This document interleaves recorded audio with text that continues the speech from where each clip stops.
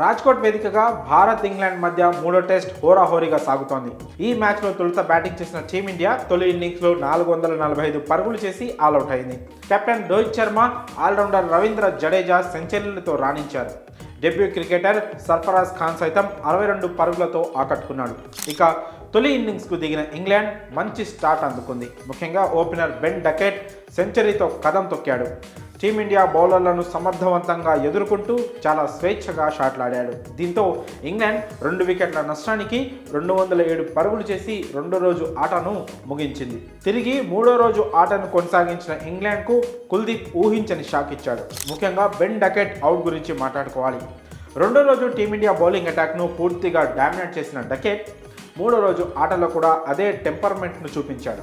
కానీ అతను అవుట్ అయిన తీరు మాత్రం అస్సలు నమ్మశక్యంగా లేదు. అతన్ని అవుట్ చేయడానికి టీమిండియా కెప్టెన్ రోహిత్ శర్మ పెట్టని ఫీలింగ్ లేదు, ప్రయోగించని బౌలర్ లేడు. అయినా కూడా బెన్ టీమిండియాకు అస్సలు దొరకలేదు.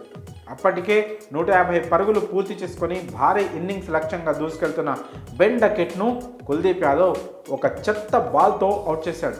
నిజానికి ఆ బాల్కు వికెట్ కాదు కదా, కనీసం బ్యాటర్ ఏమాత్రం ఇబ్బంది కూడా పడాల్సిన అవసరం లేని డెలివరీ అది.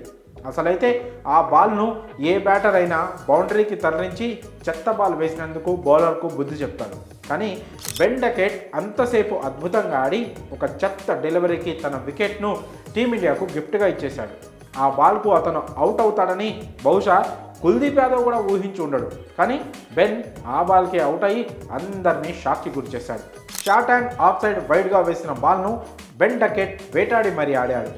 కుల్దీప్ వేసిందే చెత్త బాల్ అనుకుంటే అంతకంటే చెత్త షాట్ ఆడి డకెట్ అవుట్ అయ్యాడు. కుల్దీప్ యాదవ్ వేసిన 51వ ఓవర్ తొలి బంతిని షార్ట్ అండ్ ఆఫ్ సైడ్ వైడ్గా వేశాడు.